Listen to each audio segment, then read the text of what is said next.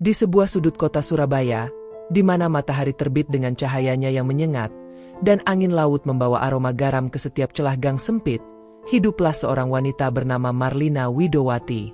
Wanita parubaya ini memiliki wajah yang masih menyimpan sisa-sisa kecantikan masa mudanya. Sorot matanya penuh kedalaman, seperti lautan di pagi hari, tenang namun menyimpan misteri.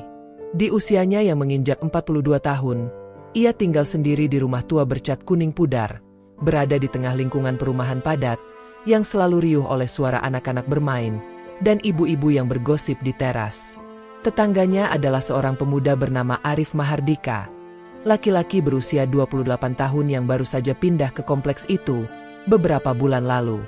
Arif adalah sosok yang bertolak belakang dengan Marlina dalam segala hal. Ia penuh semangat, energik, dan memiliki aura optimisme yang terpancar dari senyumnya yang lebar. Namun, ada sesuatu yang samar-samar menghubungkan mereka berdua, mungkin kesendirian yang tak terucap, atau mungkin juga rasa penasaran yang tumbuh diam-diam di antara tatapan-tatapan singkat mereka saat bertemu di lorong sempit perkampungan. Kehidupan keduanya berjalan seperti dua aliran sungai yang tampak berbeda arah, tapi tanpa disadari mulai saling mendekat. Marlina yang dulu pernah menjadi istri seorang pria mapan, kini menjalani hidupnya sebagai janda yang menutup diri dari dunia luar. Setelah kematian suaminya 5 tahun silam, dia memilih untuk tidak lagi mencari cinta. Dunianya adalah rutinitas harian di toko kelontong kecil miliknya, tempat berbincang ringan dengan pembeli tetap, sambil menikmati secangkir teh manis. Sedangkan Arif, meskipun tampak ceria, ternyata menyimpan beban tersendiri. Pemuda itu baru saja mengakhiri hubungan panjangnya yang hancur karena pengkhianatan, membuatnya skeptis terhadap hubungan romantis. Namun, Surabaya bukan sekadar latar belakang bagi mereka. Kota ini adalah pusat denyut kehidupan mereka. Terik mataharinya melambangkan pertemuan awal yang intens, sementara hujan deras yang kadang datang di sore hari, mencerminkan ketegangan yang semakin terasa di antara mereka. Gang-gang sempit yang sering dilewati Marlina dan Arif, menjadi simbol jalan-jalan emosi yang sulit diprediksi, di mana setiap tikungan bisa membawa pada keintiman yang tak terduga. Udara Surabaya yang panas dan lembab pun seolah menjadi metafora bagi hasrat yang mulai tumbuh di hati mereka, meski sama-sama berusaha menekannya dalam diam. Halo para sahabat. Sebelum melanjutkan alur cerita yang mengupas tentang perselingkuhan, cinta sesaat, cinta semalam, ataukah pengalaman para pelaku cinta kilat ini, mohon berikan subscribe, like, dan komentar agar kami termotivasi untuk membuat cerita romantis yang lebih panas sekaligus memabukkan. Dan, selamat menonton cerita cinta yang panas ini. Pertemuan pertama mereka terjadi di sebuah siang yang terik. Saat itu Marlina sedang membersihkan teras rumahnya, ketika Arif berjalan melewati gang sambil membawa tas belanjaan besar. Mata mereka bertemu sejenak, dan dalam detik itu, mereka merasakan sesuatu yang aneh, namun sulit dijelaskan.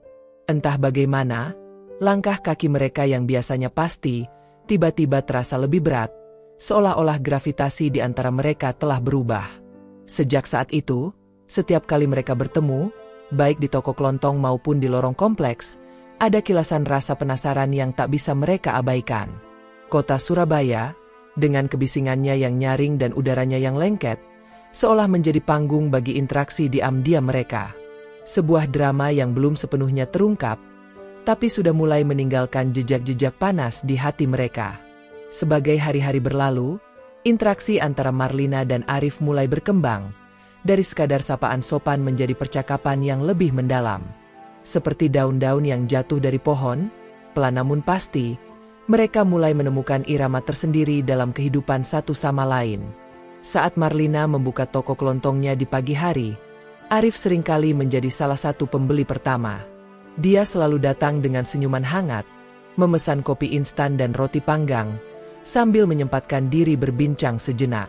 Dalam percakapan-percakapan singkat itu, mereka mulai saling mengenal lebih dekat. Marlina mengetahui bahwa Arif adalah seorang desainer grafis freelance yang bekerja dari rumah. "Aku suka pekerjaanku karena memberiku kebebasan," kata Arif suatu pagi ketika berdiri di depan meja kasir, sambil menyibukkan diri dengan menggulung ujung lengan kaosnya. Tapi kadang-kadang, kebebasan juga bisa terasa sepi. Kalimat terakhirnya tertahan, seolah-olah ia hampir ragu untuk mengatakannya. Marlina hanya tersenyum tipis, mengangguk pelan. Dia mengerti perasaan itu lebih dari yang Arif kira. Sementara itu, Arif juga mulai mengetahui lebih banyak tentang Marlina. Suatu sore, ketika hujan turun dengan deras, dia berlindung di teras toko Marlina, menunggu cuaca membaik. Dalam percakapan ringan yang terjadi, Marlina bercerita tentang masa lalunya, tentang suaminya yang meninggal dalam kecelakaan tragis 5 tahun lalu, dan betapa toko ini menjadi caranya untuk tetap berpegang pada kehidupan. Kadang aku merasa seperti barang-barang di sini, katanya sambil menyentuh rak kayu yang lapuk. Ada, tapi tak terlihat. Ada, tapi tak penting.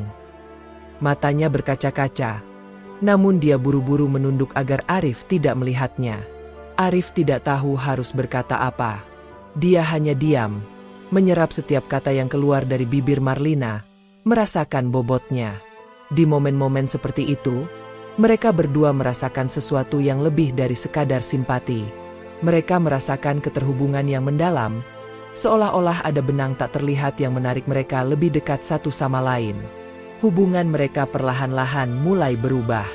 Awalnya, mereka hanya berinteraksi di toko atau di lorong kompleks. Namun seiring waktu, mereka mulai saling mengunjungi. Suatu malam, ketika listrik di rumah Arif mati karena badai, dia datang ke rumah Marlina untuk meminjam lilin. Mereka duduk di ruang tamu yang remang-remang, diterangi cahaya lilin yang berkedip-kedip. Dalam suasana yang intim dan sunyi itu, mereka berbicara lebih banyak daripada biasanya. Tentang mimpi-mimpi yang belum tercapai, tentang kenangan-kenangan yang sulit dilupakan, dan tentang kekosongan yang kadang-kadang terasa begitu berat. Setiap percakapan yang mereka lakukan, entah itu di toko, di lorong perumahan, atau di ruang tamu yang redup, selalu meninggalkan jejak panas di hati masing-masing. Mereka sama-sama sadar bahwa ada sesuatu yang mulai tumbuh di antara mereka. Sesuatu yang lebih dari sekadar persahabatan. Tapi mereka belum siap untuk mengakuinya. Mereka masih terikat oleh batasan-batasan sosial yang keras kepala, perbedaan usia, status mereka sebagai tetangga, dan rasa takut akan pandangan orang-orang di sekitar mereka. Namun, meskipun demikian, mereka tidak bisa menyangkal bahwa ada magnet kuat yang menarik mereka lebih dekat satu sama lain. Setiap tatapan, setiap sentuhan sederhana, setiap tawa yang mereka bagi, semuanya membawa mereka masuk kian dalam kelabirin perasaan yang semakin sulit untuk diabaikan. Mereka berusaha menyembunyikan apa yang mereka rasakan, baik dari diri mereka sendiri maupun dari orang lain. Namun, ada satu hal yang tidak bisa mereka hindari. Setiap kali mereka bertemu, udara di sekitar mereka seolah-olah berubah menjadi lebih tebal, lebih panas, lebih penuh dengan ketegangan yang tak terucapkan. Malam itu, langit Surabaya ditutupi awan gelap yang pekat, seolah-olah alam pun ikut menyelimuti rahasia yang mulai terbentuk di antara Marlina dan Arif. Hujan turun dengan deras, menghantam genteng rumah-rumah di perumahan, dengan suara gemuruh yang memecah kesunyian. Marlina duduk di tepi ranjangnya, jemarinya memilin-milin ujung selimut yang sudah lusuh. Hatinya bergemuruh, bukan karena suara petir yang sesekali menyambar, melainkan akibat perasaan yang kini semakin sulit dikendalikan. Sejak pertemuan singkat mereka di ruang tamu yang temaram, semuanya berubah. Setiap kali mereka bertemu, udara di sekitarnya terasa lebih panas, lebih penuh dengan ketegangan yang tak terucapkan. Tatapan Arif selalu membawa Marlina ke dalam pusaran emosi yang tak terduga, seolah-olah pemuda itu mampu membaca pikiran-pikiran tergelapnya. Dan setiap kali mencoba mengalihkan perhatian dari Arif, tubuhnya justru menuntut untuk lebih dekat, lebih intim. Kenapa begini? Gumam Marlina pada dirinya sendiri. Suaranya nyaris hilang di antara derasnya hujan. Dia tahu apa yang mereka rasakan adalah sesuatu yang dilarang, sesuatu yang bisa menghancurkan reputasinya jika sampai terungkap. Tapi, di sisi lain, dia juga tahu ada kehangatan yang belum pernah dirasakan sejak kepergian suaminya. Arif membawanya kembali ke dunia yang sudah lama dia tinggalkan. Dunia di mana cinta dan hasrat masih ada.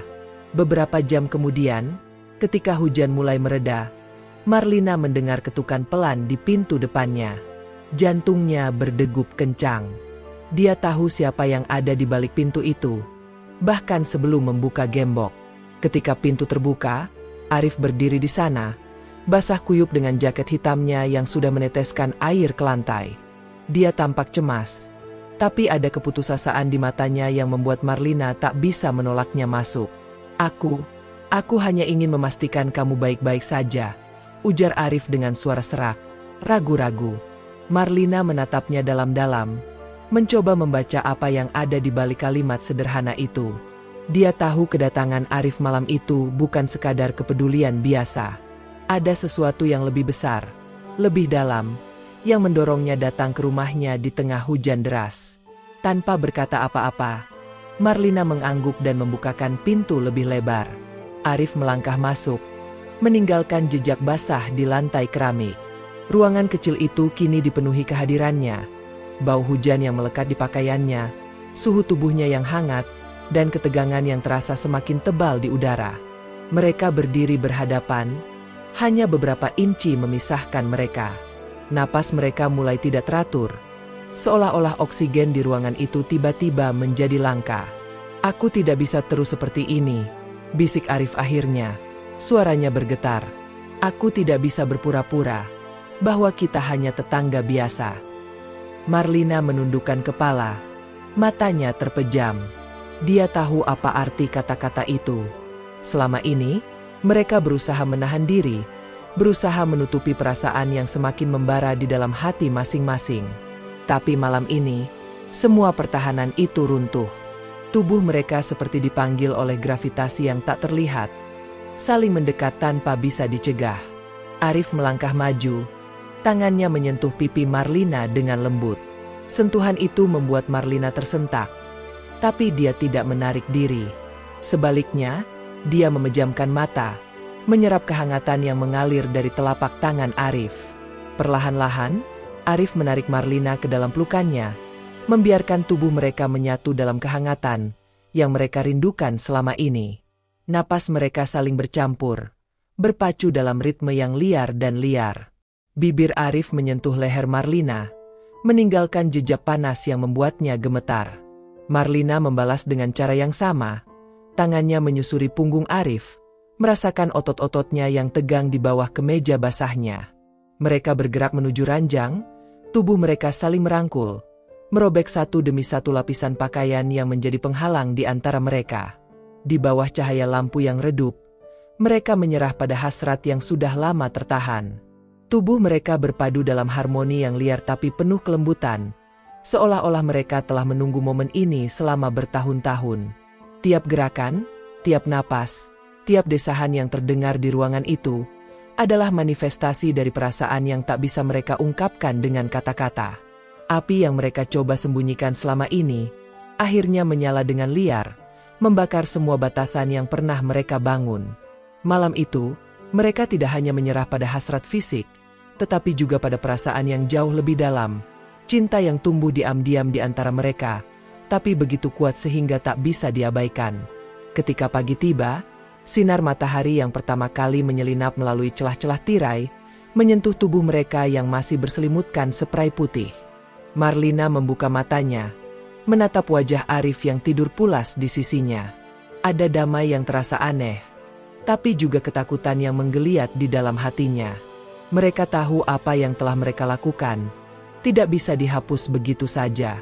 Rahasia ini akan mengubah segalanya, tidak hanya bagi mereka, tetapi juga bagi orang-orang di sekitar mereka.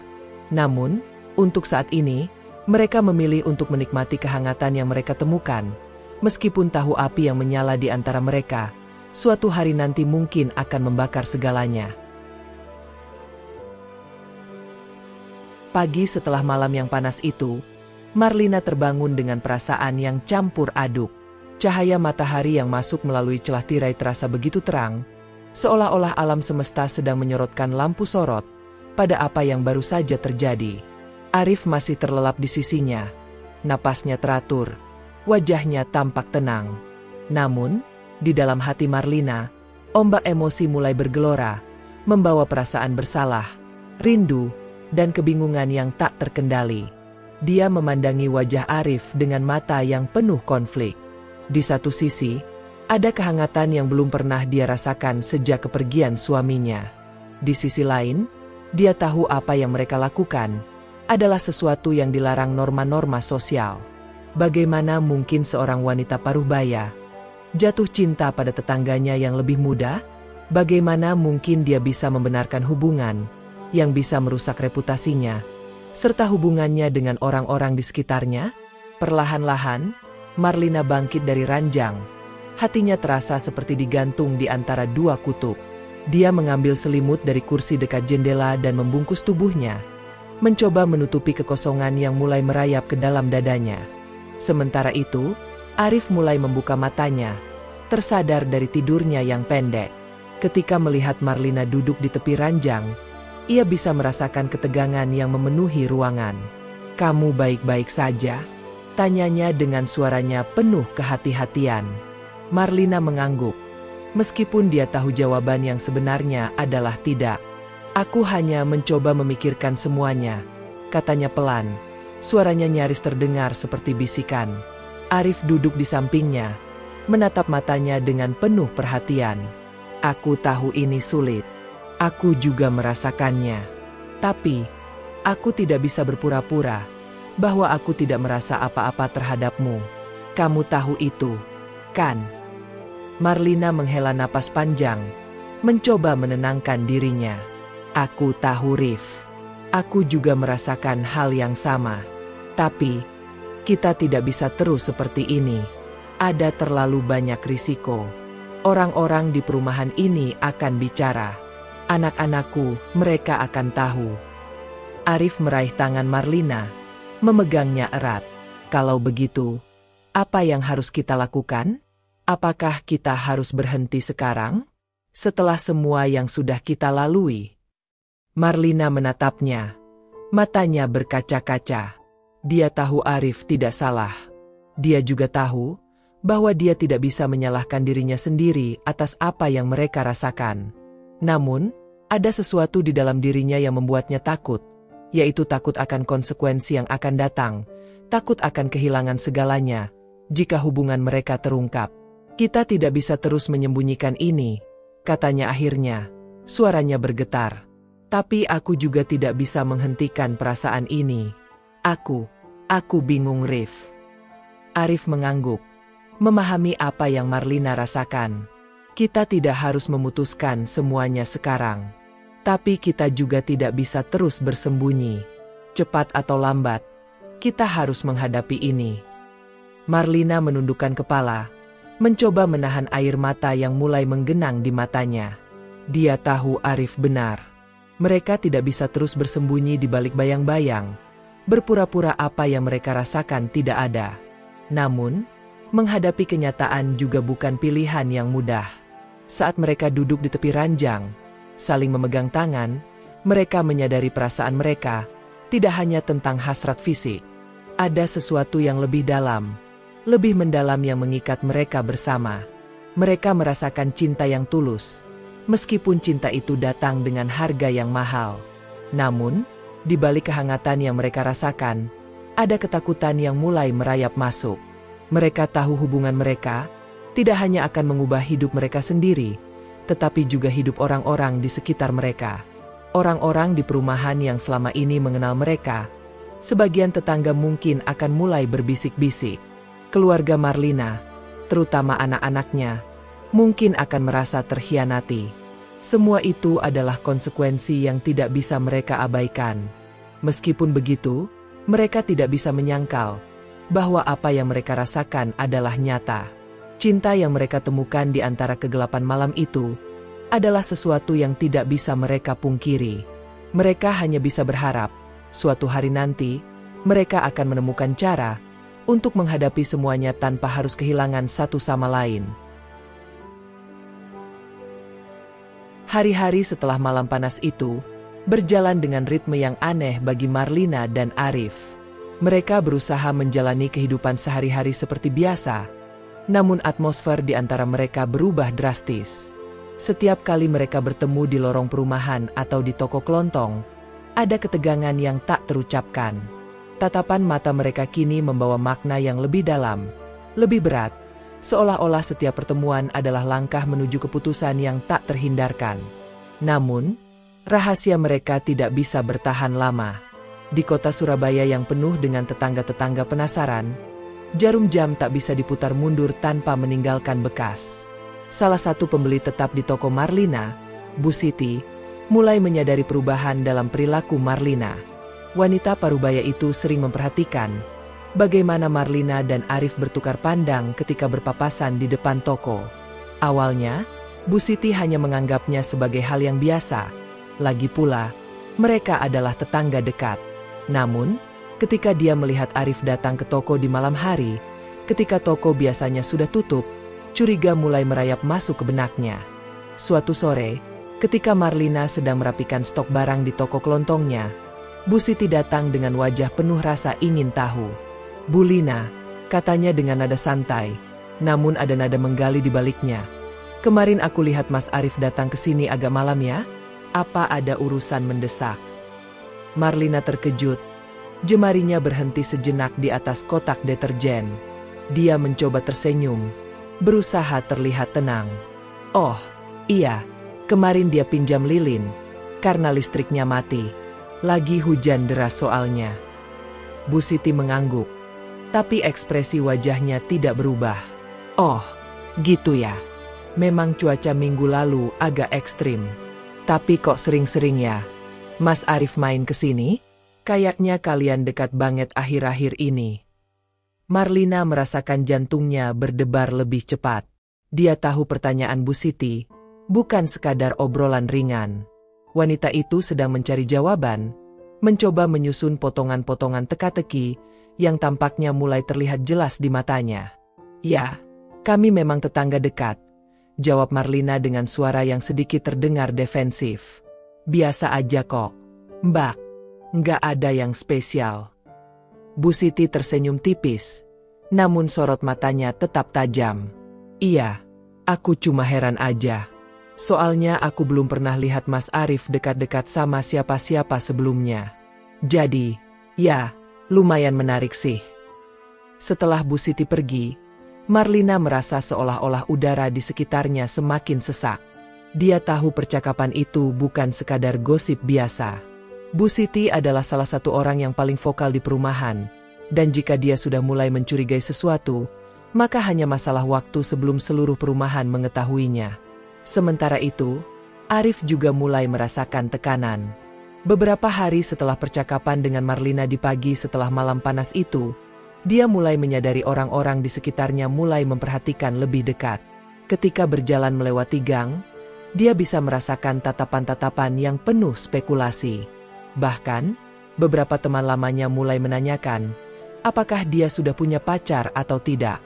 Pertanyaan-pertanyaan itu terdengar biasa, tapi ada nada terselubung di baliknya.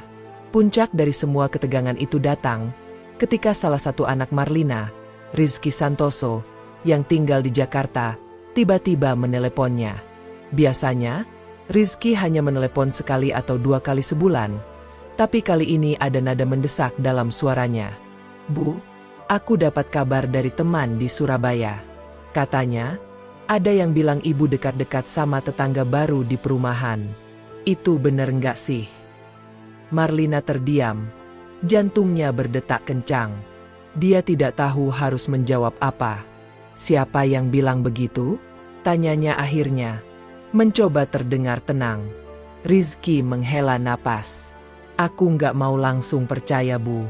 Tapi kalau ini benar, aku cuma mau tahu.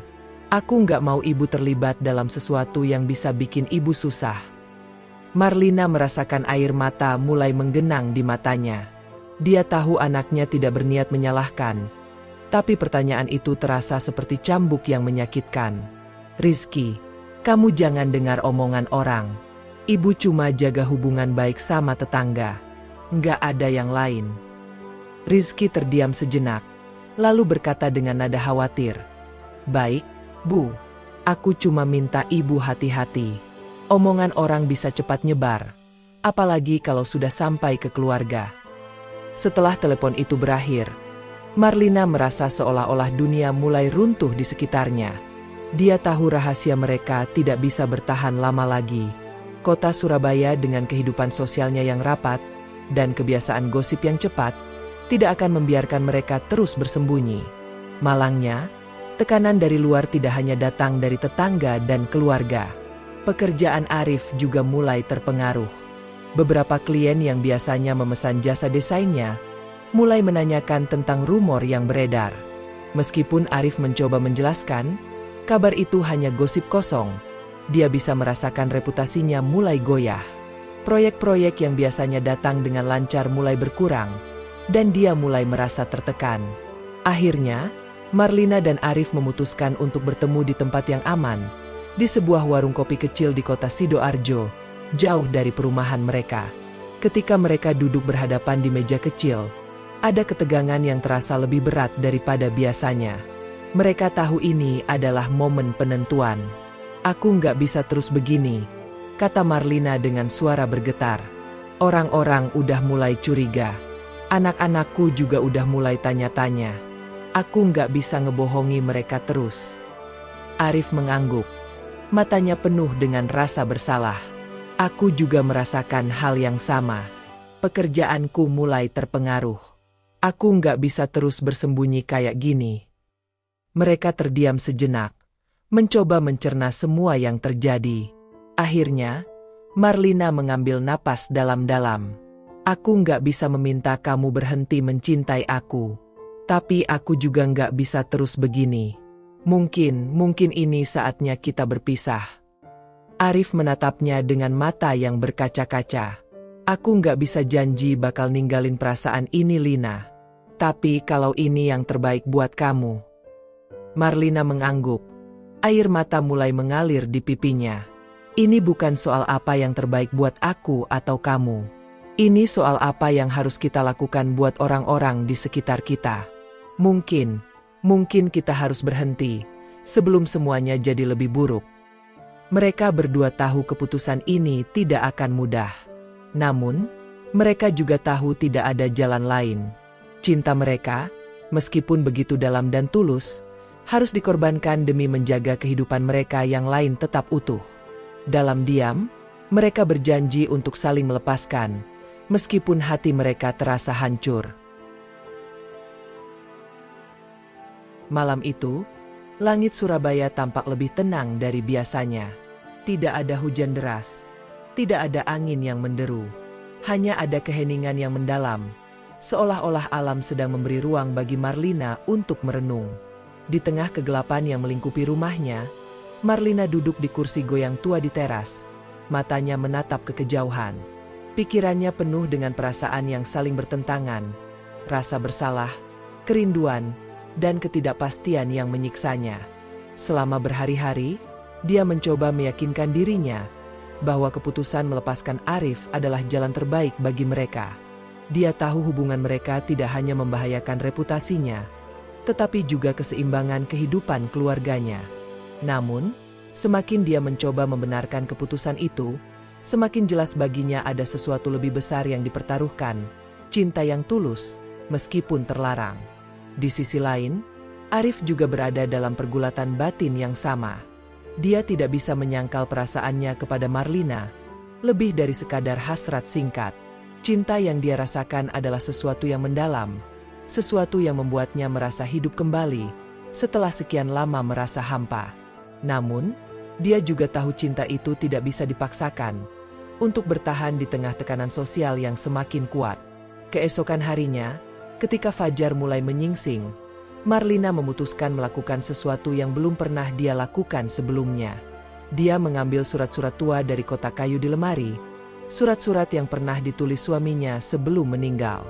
Setiap kata dalam surat itu adalah pengingat akan cinta yang pernah dimiliki, cinta yang dia kira sudah mati bersama suaminya. Namun, ketika dia membaca ulang kata-kata itu, dia menyadari cinta tidak pernah benar-benar mati. Cinta hanya bertransformasi, menemukan bentuknya yang baru, bahkan jika itu datang dengan cara yang tidak terduga. Di tengah renungan itu, Marlina membuat keputusan yang berani. Dia tahu tidak bisa terus bersembunyi. Di balik rasa takut akan pandangan orang lain, dia juga tahu cinta yang tulus tidak bisa diabaikan begitu saja. Dengan hati yang berdebar, dia memutuskan menulis surat kepada anak-anaknya. Dalam surat itu, dia menjelaskan segalanya, tentang hubungannya dengan Arif, tentang perasaan yang tidak bisa dia pungkiri, dan tentang keputusannya untuk mengikuti suara hatinya, meskipun itu berarti menghadapi konsekuensi. Saya tahu keputusan ini mungkin sulit untuk kalian terima, tulis Marlina di akhir suratnya. Tapi saya juga tahu bahwa cinta adalah sesuatu yang tidak bisa dipaksakan untuk mati. Saya harap kalian bisa memahami, apa yang saya lakukan ini bukan untuk menyakiti kalian, melainkan untuk mencari kebahagiaan yang sudah lama saya tinggalkan. Setelah menyelesaikan surat itu, Marlina merasa lega, seolah-olah beban berat yang selama ini menekan bahunya mulai terangkat. Dia tahu keputusan ini tidak akan mudah, tetapi dia juga tahu tidak bisa terus hidup dalam ketakutan. Di sisi lain, Arif juga membuat keputusan serupa. Arif duduk di depan layar laptopnya. Jemarinya berhenti sejenak di atas keyboard. Dia menatap layar kosong itu, mencoba merangkai kata-kata yang tepat untuk menjelaskan situasinya kepada para klien. Dalam beberapa minggu terakhir, proyek-proyek yang biasanya mengalir lancar mulai berkurang. Beberapa klien bahkan secara halus menanyakan tentang rumor yang beredar, bahwa dia terlibat dalam hubungan kontroversial dengan tetangganya, seorang wanita paruh baya. Arif tahu gosip itu bukan hanya isapan jempol belaka. Namun, dia juga tahu diam bukanlah solusi. Dengan napas dalam-dalam, dia mulai mengetik. Kepada seluruh klien tercinta, tulisnya di awal emailnya. Saya ingin mengucapkan terima kasih atas kepercayaan yang telah Anda berikan kepada saya selama ini. Saya menyadari ada beberapa spekulasi dan kabar yang mungkin membuat Anda ragu terhadap profesionalisme saya. Oleh karena itu, izinkan saya menjelaskan. Dia melanjutkan dengan nada yang tenang namun tegas. Ya, saya sedang terlibat dalam hubungan pribadi yang serius. Hubungan ini mungkin tidak sesuai dengan norma-norma sosial yang berlaku, tetapi bagi saya, cinta adalah sesuatu yang tidak bisa dipaksakan untuk mati. Saya ingin meyakinkan Anda bahwa kehidupan pribadi saya tidak akan memengaruhi kualitas pekerjaan saya. Saya tetap berkomitmen sepenuhnya untuk memberikan hasil terbaik bagi Anda. Setelah menyelesaikan email tersebut, Arif merasa lega. Dia tahu langkah ini adalah risiko besar. Beberapa klien mungkin akan pergi, reputasinya mungkin akan semakin tercoreng. Namun, dia juga sadar tidak bisa terus hidup dalam bayang-bayang ketakutan. Jika dia harus kehilangan segalanya demi cintanya kepada Marlina, maka begitulah adanya. Malam itu, di bawah sinar bulan yang redup, Marlina dan Arif bertemu di sebuah taman kecil di pinggiran Surabaya. Tempat itu jarang dikunjungi orang, sehingga mereka bisa berbicara tanpa takut diintai oleh mata-mata penasaran. Mereka duduk di bangku kayu tua yang nyaris lapuk, saling berhadapan dengan ekspresi yang sulit dibaca. Marlina membawa surat yang sudah dia tulis untuk anak-anaknya, sementara Arif datang dengan salinan email yang dia kirimkan kepada para kliennya. Mereka berdua tahu malam ini adalah titik balik. Keputusan yang mereka buat akan menentukan arah kehidupan mereka selanjutnya. Aku sudah mengirim surat kepada Rizky dan adik-adiknya, kata Marlina pelan. Suaranya hampir hilang di antara desiran angin malam. Aku tidak tahu bagaimana reaksi mereka nanti, tapi aku sudah memutuskan untuk jujur. Aku tidak bisa terus bersembunyi. Arif mengangguk. Matanya penuh dengan rasa hormat. Aku juga sudah mengirim email kepada klien-klienku. Aku tahu ini berisiko, tapi aku tidak bisa terus pura-pura bahwa hidupku normal sementara hatiku berada di tempat lain. Mereka berdua terdiam sejenak, mencerna keputusan-keputusan besar yang baru saja mereka ambil. Udara malam terasa lebih dingin dari biasanya, tapi ada kehangatan yang mulai tumbuh di antara mereka. Kehangatan itu bukan lagi soal hasrat fisik, melainkan tentang keyakinan bahwa mereka tidak sendirian dalam perjuangan ini. Aku tahu kita akan menghadapi banyak tantangan, kata Marlina akhirnya. Suaranya bergetar namun teguh. Tapi aku juga tahu cinta yang kita rasakan ini nyata. Aku tidak bisa terus bersembunyi.